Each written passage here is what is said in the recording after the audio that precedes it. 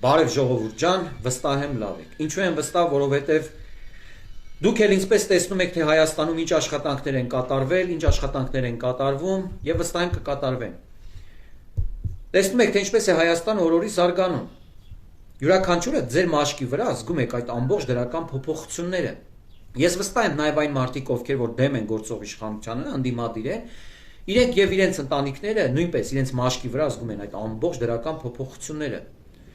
Ես նաև ունեմ տեղեկություններ, փաստարկված տեղեկություններ, որ այդ ընդդիմադիր ընտանիքներից շատ տատիկ պապիկներ գնալու են եւ հունիսի 7-ին ընտրատեղամաս քվեարկելու են քաղաքացիական պայմանագիր կուսակցության օգտին։ Վերցնելու են քվեաթերթիկ համար 16 դնելու են ծրարի մեջ եւ նետելու են քվեատուփը։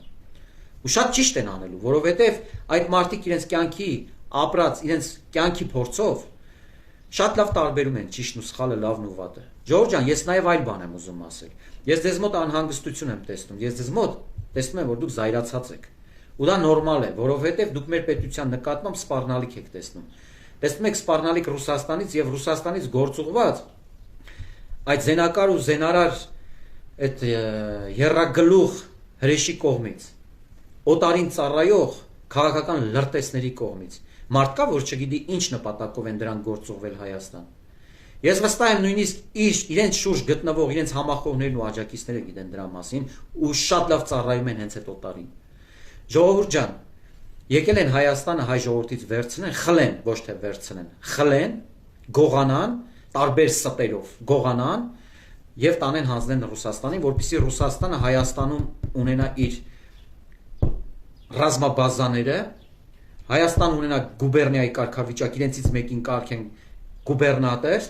եւ այս ամբողջ տարածաշրջանում Հայաստանով ունենան իրենց ազդեցությունը։ Եկել են նաեւ հայ ժողովրդի հետևից, որ հայ ժողովրդին գողանան, վերցնեն ու հանձնեն Ռուսաստանին եւ Ռուսաստանը հայ ժողովրդի հետ ամբողջ մարդկային ռեսուրսը ուղի ռուս-ուկրաինական պատերազմին։ Դուք չեք տեսնում չեչենների, դաղստանցիների եւ մյուս այլ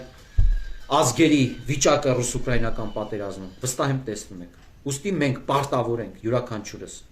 պարտավոր ենք պաշտպանենք մեր պետության անվտանգությունը, մեր պետության խաղաղությունը, մեր պետության ինքնիշխանությունը, մեր պետության ժողովրդավարությունը։ Մենք պարտավոր ենք յուրաքանչյուրս պաշտպանենք։ 30 տարի հազար կներեք բառից համար ժողովուրդ ջան։ 30 տարի հայ ժողովրդին կզծրել են, թալանելով, կեղեքելով, պանդուխտի ճամփեն ցույց տալով, նույնիսկ երբեմն պարտադրանքով, անարդարության մեջ պահելով, մենք չենք տեսել այդ ամեն ինչը, տեսել ենք։ Հիմա հունիսի 7-ին ունենք մեկ ընտրություն երկու պայմանի միջև,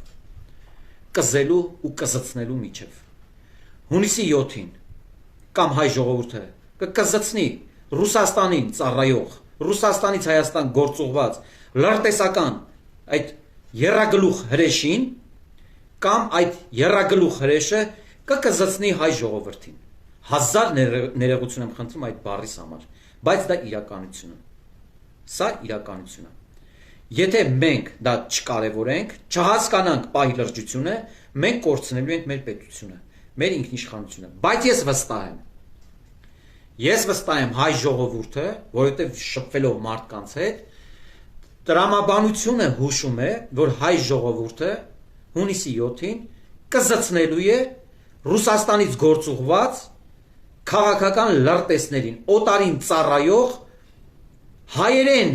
նորմալ չիմացող, չխոսացող օտարներին։ Դուխով ժողովուրդ ջան։